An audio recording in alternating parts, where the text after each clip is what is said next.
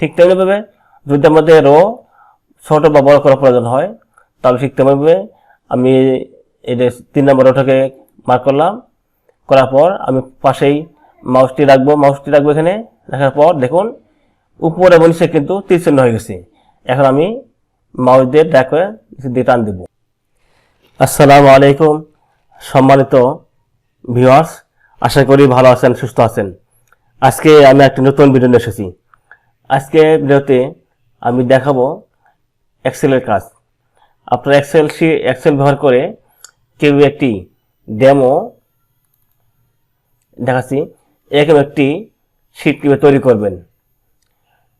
তাহলে আমি এক কথা না বাড়িয়ে কাজ চলে যাচ্ছি।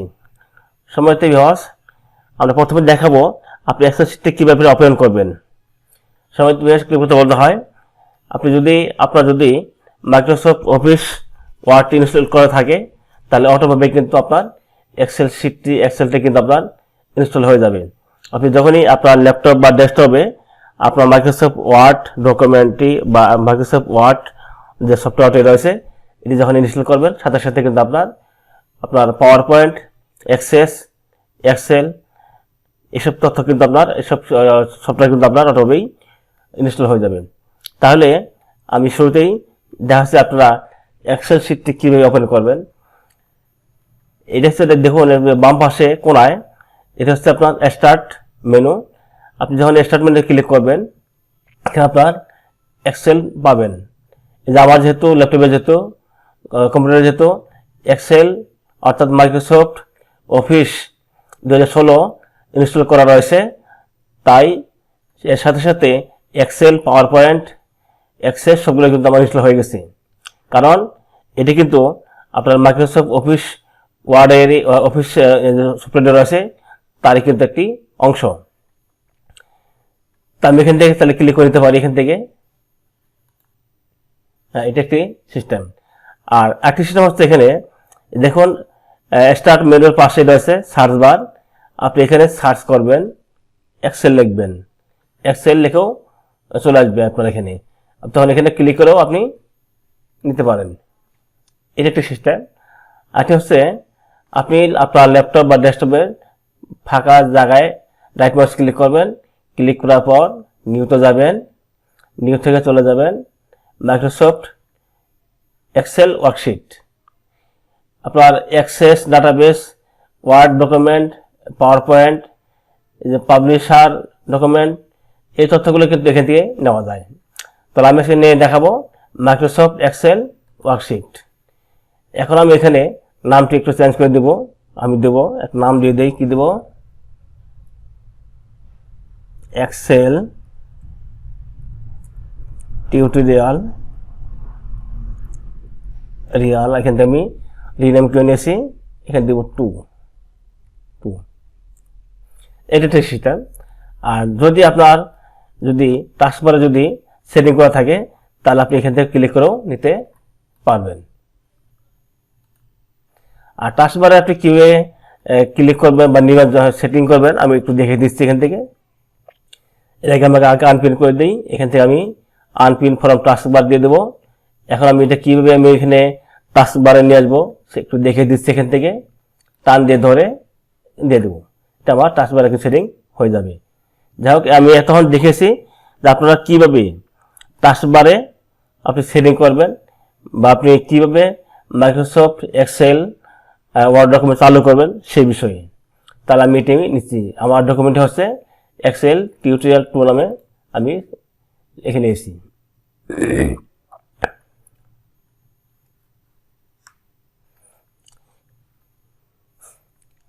তাহলে এখন এটা আমার এক্সেল শীটটি ওপেন করেছি। এখন দেখুন আমি যদি ক্লিক করি অনেকগুলো ছোট ছোট ঘর দেখা যাচ্ছে, অনেকগুলো ছোট ছোট ঘর এখানে আমি দেখতে পাচ্ছি, প্রতিটি এক একটি ঘর।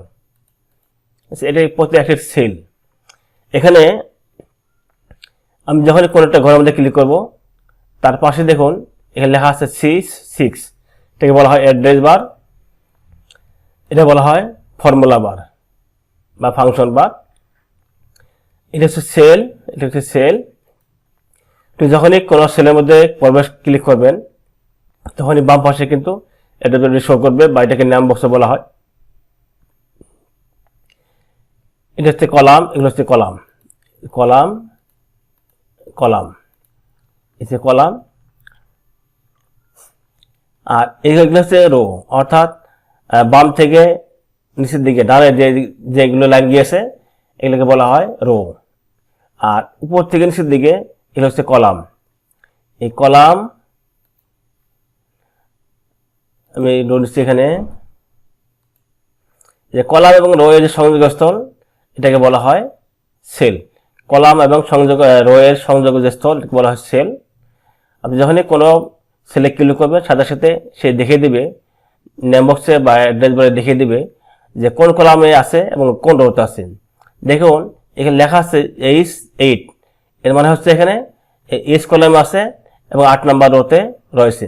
তো দেখলি যদি করি, এখন এখানে লেখা আছে M70, অর্থাৎ M নাম্বার কলাম এবং 17 নাম্বার রোতে কিন্তু এটা কিন্তু আছে, এই যে দেখুন 70 আছে। একটি কলামে অর্থাৎ একটি ওয়ার্কশিটের মধ্যে রো থাকে 10,48,576টি এবং কলাম থাকে 16,384টি। আশা করি বুঝতে পেরেছেন। এখন একটু মিশিয়ে দিই, পূর্বাবস্থা ফিরে যাই। এটা এখান থেকে আমি কাটিয়ে নান করে দেবো নো ফিল। এটা আমি এখান থেকে নো ফিল করে দেবো, নো ফিল করে দিচ্ছি এখান থেকে। এখন আমাদের কলাম যদি ছোট বড় করার প্রয়োজন হয় তাহলে একটু এদিকে আসি আগে। এখানে দেখুন নিচে বাম দিকে দেখুন লেখা আছে শিট 1, তার পাশে একটি প্লাস চিহ্ন রয়েছে। এখানে যদি ক্লিক করি আমার একটি শিট আমার যোগ হবে, একটি শিট আমার যোগ হবে। আমি পরে বলেছি যে একটি এক্সেল শিটে রো থাকে 10,48,576টি এবং কলাম থাকে 16,384টি।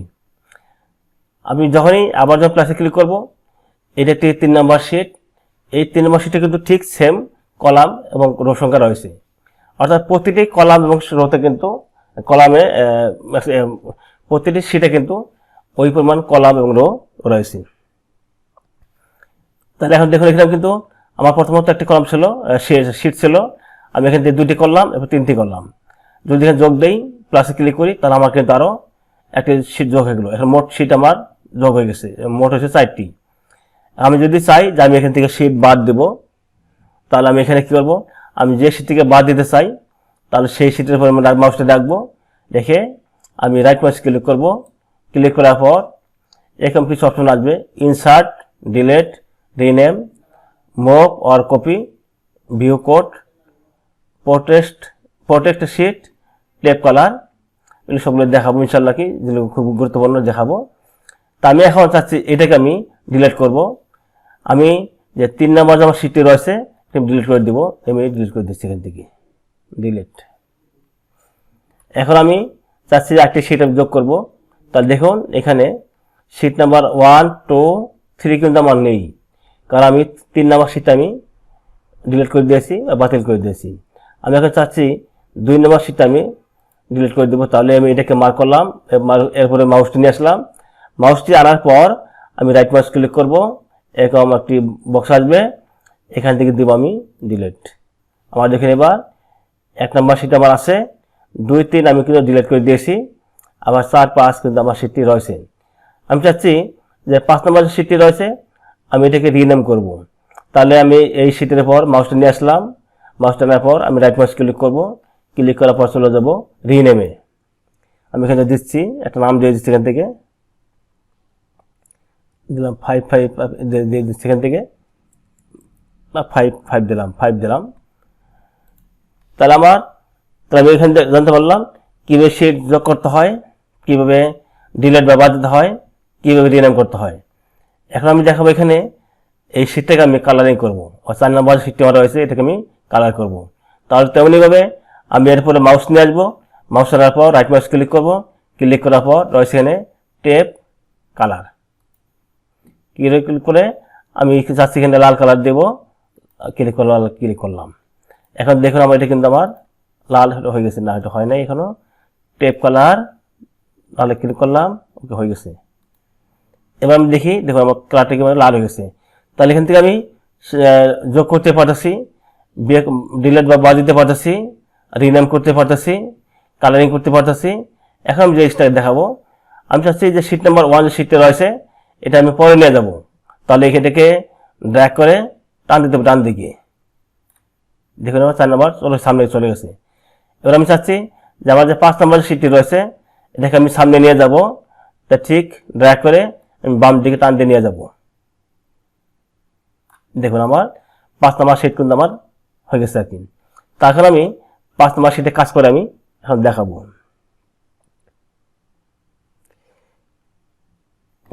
এখানে আমি চলে যাচ্ছি, একটা জিনিস দেখিয়ে দিই যে এই যে কলাম যদি কোনো বড় করার প্রয়োজন হয় তাহলে আমি এখান থেকে ডান দিকে টান দেব, কম বেশি করতে পারবো এখান থেকে। এটাকে বলা হয় column heading, column heading, column heading, column heading, column heading. যদি কখনো কলাম বড় করার প্রয়োজন হয় সেক্ষেত্রে কলাম হেডিংয়ে ক্লিক করে তার ডান পাশেই যখনই আমি এরকম মাউসটি ডাকবো তখনই এরকম ডান এবং তীর চিহ্ন আসবে, তখন এখান থেকে ধরে টান দিলে কলাম বড় হয়ে যাবে, কলাম বড় হয়ে যাবে। আবার ছোট করে ফেললাম এখান থেকে। ঠিক তেমনিভাবে যদি আমাদের রো ছোট বা বড় করার প্রয়োজন হয় তাহলে ঠিক তেমনিভাবে আমি এই যে 3 নম্বর রোটাকে মার্ক করলাম, করার পর আমি পাশেই মাউসটি রাখবো এখানে রাখার পর দেখুন উপর এবং নিচে কিন্তু তীর চিহ্ন হয়ে গেছে। এখন আমি মাউস দিয়ে ড্র্যাগ করে দিয়ে টান দেব, দেখুন আমার কিন্তু বড় হয়ে গেছে এখন আর কি। এই 3 নম্বর কলামটা আমার বড় হয়ে গেছে। তাহলে আপনি যে কলামটিকে আপনি ছোট বা বড় করতে চান বা যে রোটাকে ছোট বড় করতে চান ওটাকে মার্ক করে যখনই এরকম চিহ্ন আসবে আপনার তখন আপনি কিন্তু ছোট বড় করতে পারবেন। এখন আমি একটু ব্যাক করি, পূর্বাবস্থা ফিরে যাই। হ্যাঁ, এখন আমি পূর্বাবস্থা ফিরে যাচ্ছি। এখন এটা হচ্ছে আমার টাইটেল বার। এইটি আপনি আপনার ফাইলটিকে যে নামে রাখবেন সেটা হচ্ছে আপনার টাইটেল বার। এটা হচ্ছে মেনু, এটা হচ্ছে মেনু বার। মেনু বারে কী রয়েছে এখানে? File, home, insert, page layout, formula, data বা ডেটা, রিভিউ, ভিউ। এখানে আরও কিন্তু মেনু বারে কিন্তু আরও অপশন যোগ করা যায়, তেমন অন্য ভিডিওতে দেখাবো। তো এখন আমরা ফাইলে এই মেনু বারের হোমের জন্য আমরা কাজ করব আজকে। যে পাশে দেখুন এখানে এটা হচ্ছে সিলেক্ট। আমি যদি ক্লিক করি আমার পুরো এক্সেল শিটটা রয়েছে, পুরো এক্সেল শিট যতগুলি কলাম রয়েছে পুরোটা কিন্তু সিলেক্ট হয়ে যাবে। এখানে আমি আবার ডিসিলেক্ট করে দিচ্ছি এখান থেকে। হ্যাঁ, ডিসিলেক্ট হয়ে গেছে। তাহলে এখন আমি জিনিসটা জানতে পারলাম আমরা এই পর্যন্ত। সেটা হচ্ছে রো, সে কলাম এবং রো এর যে সংযোগস্থল এটাকে বলা হয় সেল। আমি যখনই কোনো সেলে ক্লিক করব সাথে সাথে এখানে কিন্তু মার্ক হয়ে যাবে আমার নেম বক্সে বা অ্যাড্রেস বারে আমি কোন নম্বর কলামে আসি, কোন নম্বর রোতে আসি। 3 নম্বর কলাম এবং 6 নম্বর রোতে আমি এখন আসি। যদি নিয়ে আসি তাহলে এখানে আমার 2 নম্বর কলাম 11 নম্বর রো।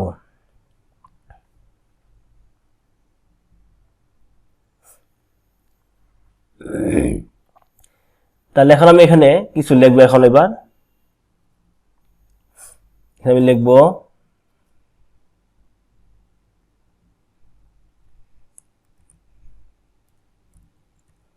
আমি সবাই শুনে নামটি লিখবো।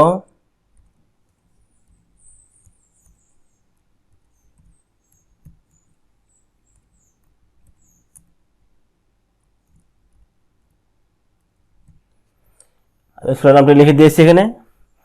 এখন এখানে দেখুন আমি যখন শুনে নামটি লিখেছি এটা কিন্তু সি নাম্বার কলামটি রয়েছে এর বাইরে চলে গেছে। তাহলে আমি যে কাজটা করতে পারি এখান থেকে এখানে আমি কলাম হেডিংয়ে ক্লিক করব। ক্লিক করে আমার যখন এরকম তীর চিহ্ন আসবে তখন আমি এটা টান দেবো ধরে। দেখুন এটা কিন্তু হয়ে গেছে, এখন কিন্তু হয়ে গেছে। আমরা এইভাবে কলাম ছোট বড় করতে পারি। একটু ব্যাক করতে সেখান থেকে এখন আমি নিচে ঘর আমি লিখবো এখান থেকে আমার বিদ্যালয় ঠিকানা লিখবো এখান থেকে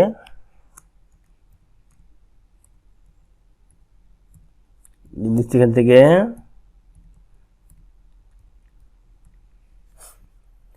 এখন আমি একটু টেবিল নেব। তাহলে আমরা জানি আমরা যারা যখন মাইক্রোসফট ওয়ার্ডে কাজ করছি আমরা জানি যে টেবিল নেওয়ার ক্ষেত্রে কিন্তু অবশ্যই ইনসার্টে কাজ করতে হয়। ইনসার্টে যাবো এখান থেকে নিতে পারি টেবিল নিতে পারি, আবার চাইলে আমরা অন্যভাবে টেবিল নিতে পারি।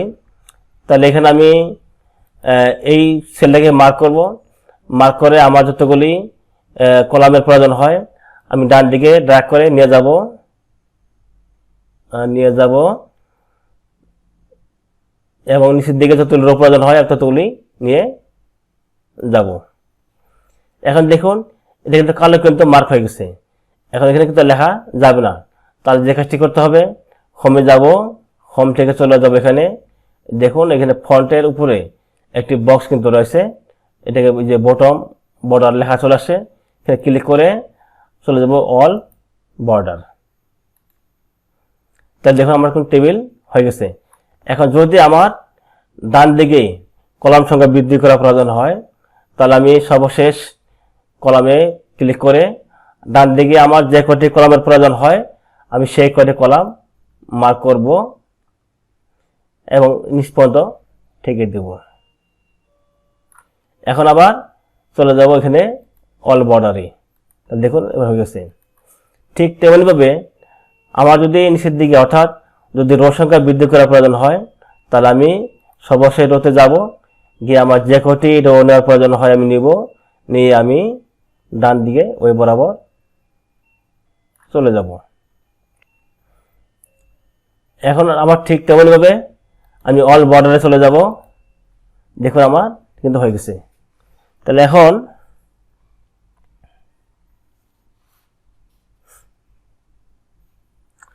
এখানে আমি চাচ্ছি যে আমার যে কলামগুলো যেগুলো নিয়েছি এটা আমার প্রয়োজন নেই, তাহলে আমি চাচ্ছি যে আমি এই দুটো আমার প্রয়োজন নেই, তাই এগুলো আমি কেটে দিব। তাহলে কি করবো আমি এখান থেকে আমি মার্ক করে রাইট মাউস ক্লিক করে দিয়ে দেবো ডিলিট। ওকে, দেখুন আমার দুটি কলাম কিন্তু আমার ডিলিট বা বাদ পড়ে গেছে বা মুছে গেছে। আমি চাচ্ছি যে এখন আমার এই রোগুলি আমার বেশি হয়ে গেছে, তাহলে আমি ঠিক তেমনিভাবে এই রোগুলি মার্ক করে রাইট মাউস ক্লিক করে চলে যাব ডিলেটে, ডিলেট। ওকে, দেখুন আমার যে বাড়তি যে কলামগুলো ছিল বা রোগুলো ছিল এটা আমার কিন্তু ডিলেট হয়ে গেছে। এইভাবে আপনি কলাম যোগ করতে পারবেন, বাদ দিতে পারবেন, রো বাদ দিতে পারবেন এবং যোগ করতে পারবেন। এখন আমি যে কাজটি করব এটি আমি মার্ক করব, পুরোটা মার্ক করব, মার্ক করে আমি চলে যাব এখানে যে ঠিক আউটসাইড বর্ডার। এবার দেখুন মাঝখানে যে কলাম রোগুলো রয়েছে তার দাগগুলো কিন্তু চিকন এবং আউটসাইডে যেগুলো রয়েছে এগুলো কিন্তু মোটা। তা আমি চাচ্ছি যে আমার প্রত্যেকটাই কলাম রো সেল মোটা হোক, তাহলে আমি এখানে কি করব তার বর্ডারগুলো মোটা হোক, তাহলে এখানে মার্ক করব, মার্ক করার পর এখানে আমি ক্লিক করব। এবার দেখুন হয়ে গেছে। ঠিক এটাকে মার্ক করতে হবে তেমনিভাবে, ঠিক এটাও করবো আমি ঠিক তেমনিভাবে এখানে এটাকেও মার্ক করব, এটাকেও করবো এখানে, এটাকেও আমি করে দিচ্ছি এখান থেকে করে দিচ্ছি। এখন ঠিক আমরা আমি রোগুলো ঠিক তেমনি কাজ করব, মার্ক করছি এখান থেকে, মার্ক করলাম এখান থেকে, মার্ক করে দিচ্ছি এখান থেকে করে মার্ক করে দিচ্ছি। দেখুন এবার কিন্তু আমার প্রত্যেকটা সেল কিন্তু আমার বা তার যে বর্ডারগুলো রয়েছে সেগুলো মোটা হয়ে গেছে।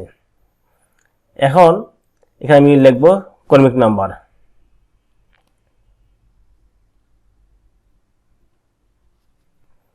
ক্রমিক বাংলা লিখব। আমি একটা কাজ করবো, এখানে আমার কলামগুলো যেহেতু ছোট হয়ে গেছে একটু বড় করব, তাহলে এখানে আমাকে যেতে হবে কলাম হেডিংয়ে গিয়ে পাশে টান দিতে হবে, এখানে যাচ্ছি, কলাম থেকে ক্লিক করব, এখানে ক্লিক করব, ক্লিক করব, ক্লিক করব, ক্লিক করব। এখন আমি লিখব ক্রমিক নাম্বার, ক্রমিক নাম। এখানে আমি ছোট করে দেবো এটাকে, এখানে লিখব শিক্ষার্থীর নাম,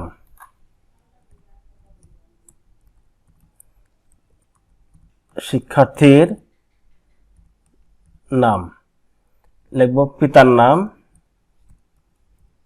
পিতার নাম। লিখব মাতার নাম, মাতার নাম। জন্ম নিবন্ধন, নিবন্ধন নাম্বার। দেখুন এখানে জন্ম নিবন্ধন নাম্বার লিখতে গিয়ে চলে আসছে জন্ম নিবন্ধন নাম্বার। হয়তো কোনো কারণে এখানে লেখা যাচ্ছে না, তাহলে আপনি যে কাজটি করতে পারেন, যদি কোনো সমস্যা হয় তাহলে আমি পরে চলে যাব, এখান থেকে আমি লিখব জন্ম নিবন্ধন নাম্বার, জন্ম নিবন্ধন নাম্বার। এটা আমি কপি করে নিয়ে যাবো, এখানে কপি করে নিয়ে যাবো এক্সেল শিটে। এটাকে আমি পেস্ট করে দিচ্ছি, জন্ম নিবন্ধন নাম্বার। একদম এখানে NID নাম্বার,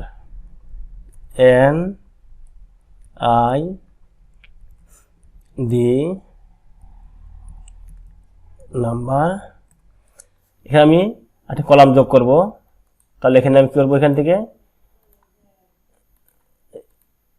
একটি কলাম যোগ করব, তাহলে এখানে আমি এটাকে ডান দিকে এক ঘর নিয়ে যাব, এখানে নিয়ে যাব, ঠিক আছে, দেবো এখানে আমি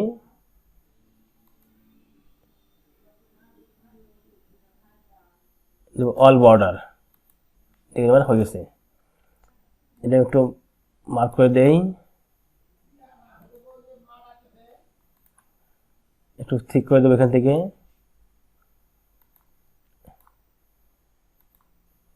ঠিক আউটসাইড বর্ডার হয়ে গেছে। ঠিক আছে, করে দিতে হবে আর কি।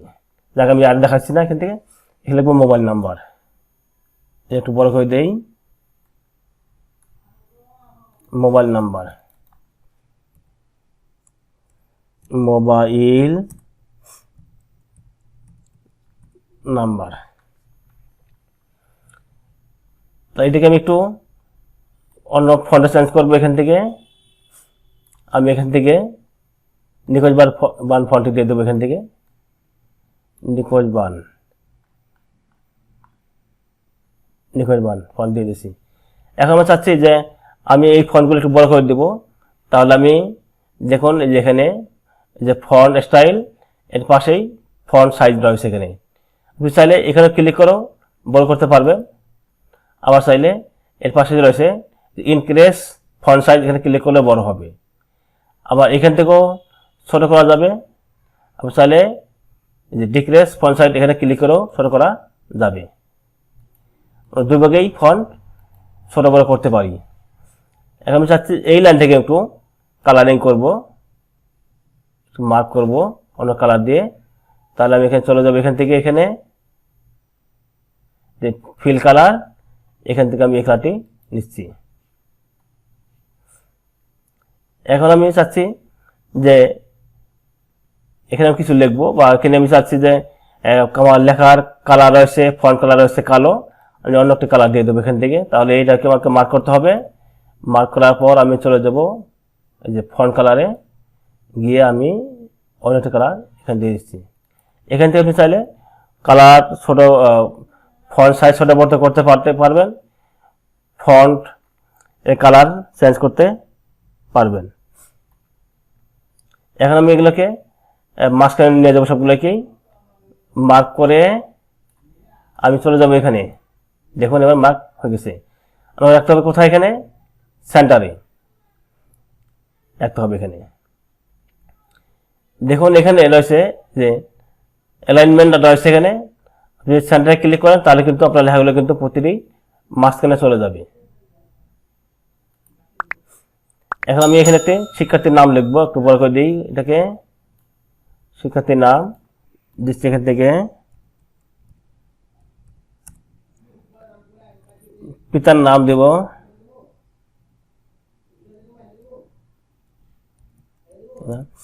মায়ের নাম দেবো এখান থেকে,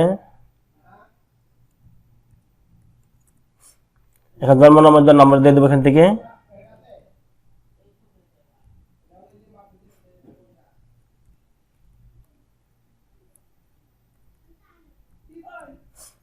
এখন আমি এখানে এনআইডি দিয়ে দেবো। দেখুন এখানে আমার এখানে এনআইডি নাম্বার দিয়ে দেবো, এখানে আমি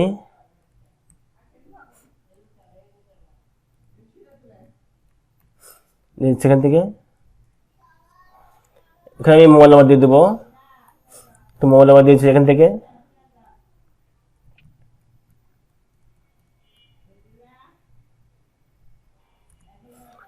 এখন আমি যখনই অন্য জায়গায় ক্লিক করবো তখন সাথে সাথে কিন্তু আমার এখানে দেখুন যে মোবাইল নাম্বারের প্রথম যে জিরো থাকে এই জিরোটা কিন্তু এখন নাই, কারণ এক্সেলে নর্মালিভাবে কিন্তু যখনই কোনো মোবাইল নাম্বার বা কোনো সংখ্যা লিখবেন যার প্রথমে জিরো আছে এগুলো কিন্তু জিরো আসে না, অর্থাৎ এক্সেলে কিন্তু জিরো আসে না, তবে লিখতে হয়, লেখা যায় অবশ্যই, সেটি বিশেষ প্রক্রিয়া লিখতে হয়। তাহলে এখানে জিরো আনার জন্য অন্য কোনো টেকনিক অবলম্বন করতে হবে। আমি চলে যাবো কর্মিক নাম্বার, চলে যাবো এখানে, এবার 01 দিব, এখানে দেবো 02। দেখুন এখানে কিন্তু আমি যখনই কর্মিক নাম্বার 01 দিয়েছি সাথে সাথে কিন্তু আমার এখানে জিরোটা চলে গিয়েছে, জিরো চলে গেছে, কারণ এক্সেলে কিন্তু জিরো লেখা প্রথমে জিরো লেখা যায় না, তবে হ্যাঁ অবশ্যই লেখা যায়, সেটি বিশেষ একটি প্রক্রিয়া কিন্তু লিখতে হয়, লিখতে হয়। তাহলে আমি এখানে এখন আমি এক্সেলে একটু সুবিধা আছে যে আপনি যখনই কোনো কর্মিক নাম্বার লিখবেন একটি লিখলে কিন্তু হয়ে যায়, বারবার 2, 3, 4 লিখতে হয় না। কীভাবে লিখবেন, আমি এটাকে মার্ক করলাম, মার্ক করার পর আমি কাছটা যদি কাছে রাখি তা দেখুন একটি কিন্তু কালো চতুর্মুখী দাগ কিন্তু পড়ছে, এখানে ধরে টান দেই আমার নাম্বারটা কিন্তু ছড়িয়ে হয়নি, মার্ক হয়নি, আমি কন্ট্রোল ধরে টান দেব, দেখুন হয়ে গেছে। আমি আবারও দেখিয়ে দিচ্ছি এখান থেকে, যখনই দেখুন এরকম চিহ্ন আসবে আপনি কন্ট্রোল বাটন চেপে ধরবেন, তবে দেখুন প্লাসের উপর কিন্তু একটি প্লাস রয়েছে, এখন আপনি টান দিবেন তার কিন্তু আপনার সেল নাম্বার চলে আসবে। আমি আবার দিচ্ছি এখান থেকে, দেখুন চলে আসছে, অর্থাৎ ওই এখান থেকে ধরে প্লাস চিহ্ন বসছে, এখানে কন্ট্রোল ধরবো আর প্লাসের উপর কিন্তু একটি প্লাস চলে এসেছে, এখন আমি যদি টান দেই চলে আসবে। দেখুন এইভাবে এবার কিন্তু আপনি চাইলে অটোভাবে শুধুমাত্র একটি লিখে কিন্তু আপনি যতগুলো আপনার প্রয়োজন হয় ততগুলো সেল নাম্বার দিতে পারবেন। এখানে একটা সিস্টেম রয়েছে, আমি একটা সিস্টেম দেখে দিচ্ছি এখান থেকে। আপনি প্রথম দুটি লিখবেন, 01 দিচ্ছি এখান থেকে, এবার 02 দুটি লিখেছি, এখানে দুটি লেখার পর এই দুটিকে মার্ক করবেন, মার্ক করার পর এখন আপনি প্লাসে টান ধরবেন, ড্র্যাগ করে টান দেবেন নিচের দিকে চলে আসবে।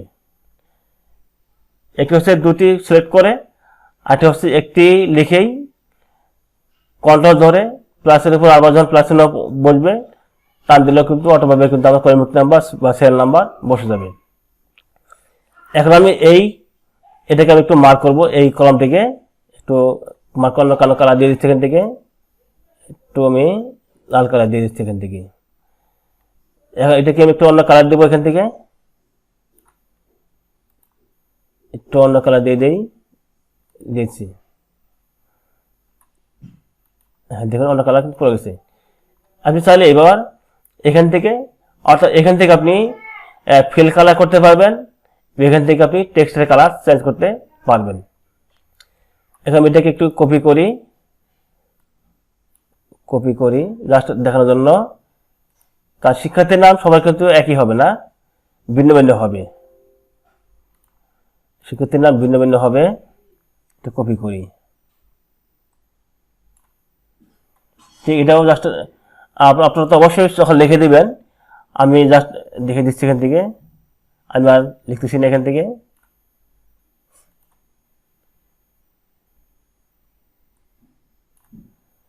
এখানে দিয়েছি এখান থেকে, কারণ নিবন্ধন আমার কখনো একই রকম হবে না, এটা কপি করাও যাবে না।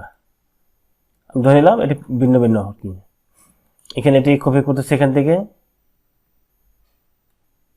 কারণ এনআইডি নাম্বার কখনো একই রকম হবে না, মোবাইল নাম্বার কখনো একই রকম হবে না। দেখুন, তাহলে আমি সহজে একটি টেবিল তৈরি করে ফেললাম। এখন আমি কি করবো, এটাকে মাঝখানে নিয়ে আসবো। তাহলে আমি এটাকে একটু সিলেক্ট করবো, দেখবো আমার এখান থেকে শুরু এবং শেষ কোথায়, শেষ সমস্ত আমার এ পর্যন্ত এটাকে মার্ক করব। আপনি চাইলে এই বাম পাশ থেকেও মার্ক করতে পারেন, এক পাশ থেকে মার্ক করলে হবে, সমস্যা নেই। এখান থেকে মার্ক করব, মার্ক করে আবার যেহেতুটা রাখতে চাই, চাইলে আপনি এই পর্যন্ত রাখতে পারেন। এখান থেকে আপনি চাইলে এই পর্যন্ত রাখতে পারেন, যতটুকু রাখার ইচ্ছা বা ততটুকু ভালো লাগে বা প্রয়োজন মনে করেন ততটুকু রাখবেন। তা আমি এই পর্যন্ত রাখছি, আবার এই পাশে এই পর্যন্ত রাখবো কি। এখন চলে যাবো মার্জ অ্যান্ড সেন্টার। তাহলে আমার কি হবে, এটি মাঝখানে চলে আসবে, মার্জ অ্যান্ড সেন্টার যখন সামনে মাঝখানে চলে আসছে। ঠিক তেমনিভাবে এটাকে আমি মার্ক করে মাঝখানে নিয়ে যাবো, এটাকে মার্জ অ্যান্ড সেন্টার নিয়ে যাব। এখন দেখুন এই যে আমার বিদ্যালয়ের যে নামটি রয়েছে, মাঝখানে একটি রো রয়েছে, আমি এটাকে ডিলিট করে দেবো, ডিলিট। এবং আমার ঠিকানা যে রয়েছে, স্কুলের ঠিকানা, এর নিচে একটা জায়গা রয়েছে, আমি এটাকেও ডিলিট করে দেবো, এখানে ডিলিট করে দেবো, এখান থেকে ডিলিট।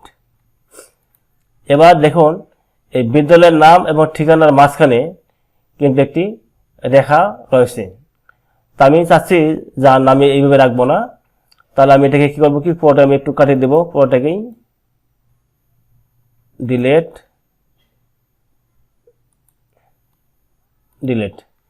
এখন আমি এখানে একটু ঘর বানিয়ে নেব, অর্থাৎ এখান থেকে আমি উপরে ক্লিয়ার কলাম বা রো যোগ করবো, মার্ক করলাম, ইনসার্ট, আমি একটি রো বানিয়ে নিলাম,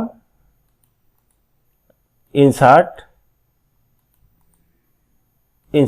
দেখুন উপরে কিন্তু আমার জায়গা তৈরি হয়ে গেছে। এখন আমি এর মাঝখানে আমি লিখবো। তাহলে আমি যে কাজটি করবো, আমি এটাকে পুরো মার্ক করবো, এখান থেকে মাউসটি বাম মাউস টিপে ধরবো, ধরে আমি যতটুকু নিতে চাই ততটুকু ড্র্যাগ করব, নিয়ে আমি এই পর্যন্ত চলে আসবো। আসার পর আমি চলে যাব মার্জ অ্যান্ড সেন্টার।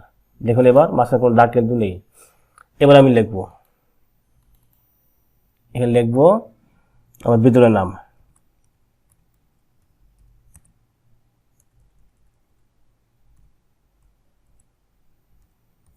বিদ্যালয়ের নামটা এখানে লিখতেছি আমি।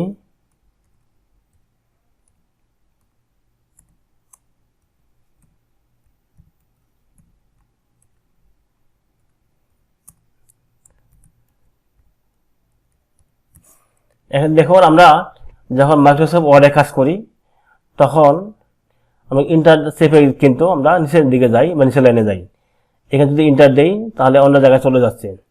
তাহলে যে কাজটি করতে হবে, এখানে এটাকে এখানে কিন্তু তিনটে ভাগ আছে, আমি এই জায়গায় যদি ক্লিক করি এটা আমার লেখাটি মাঝখানে চলে যাবে। দেখা যায় বাম পাশে ক্লিক করি তাহলে কিন্তু আমার লেখাটি আরও উপরে চলে যাচ্ছে। আমার এই পর্যন্ত লেখা আমার শেষ। আমি ইন্টার দেবো, দেখো ইন্টার দিলে কিন্তু কোথাও চলে যাচ্ছে। তাহলে কি করবো, যে কাজটি করবো, তাহলে আমি ইন্টার এখান থেকে আপনি যদি এক্সেলের মধ্যে যদি নিচে যেতে চান, লেখা নিচে যেতে চান, পরবর্তী লাইনে যেতে চান, তাহলে সর্বশেষে মাউসটি রেখে আপনি অল্টার চেপে ইন্টার দেবেন, অল্টার চেপে ইন্টার, তাহলে আপনার নিচের লাইনে চলে আসবে। আবার বলি যে অল্টার বাটনটি চেপে ধরে ইন্টার দেবেন, নিচে চলে আসবে। এটা একটি সিস্টেম। আরেকটি হচ্ছে আপনার এখানে যে টেক্সট রয়েছে এটি করলে কিন্তু নিচে যাবে। সেক্ষেত্রে আপনি যখনই লাইন শেষ হয়ে যাবে তখন অটোভাবে কিন্তু নিচে চলে আসবে। এটিকে আমি একটু মার্ক করি, এখন আমি অল্টার চেপে ইন্টার দেবো, নিচে চলে আসবে। আমি আমার বিদ্যালয়ের ঠিকানা লিখব।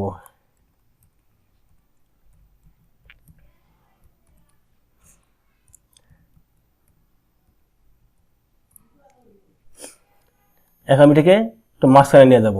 তাহলে আমি এটাকে মাঝখানে নিয়ে যাই।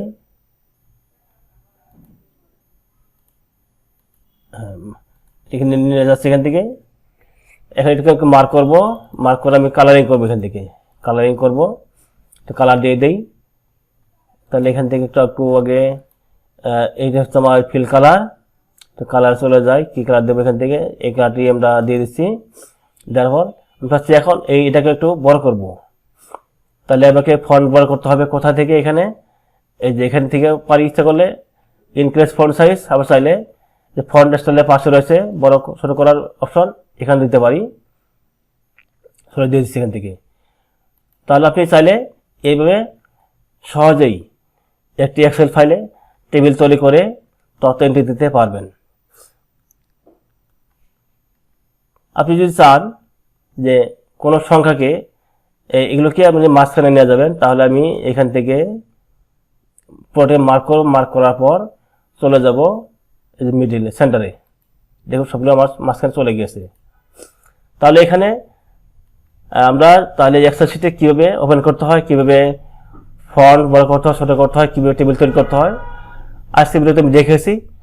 সমস্ত ভিউয়ার্স, যদি এই ভিডিওটি দেখার দ্বারা আপনাদের উপকার সে কাজে লাগে, তাহলে অবশ্যই আমার চ্যানেলটি সাবস্ক্রাইব করে পাশে থাকবেন।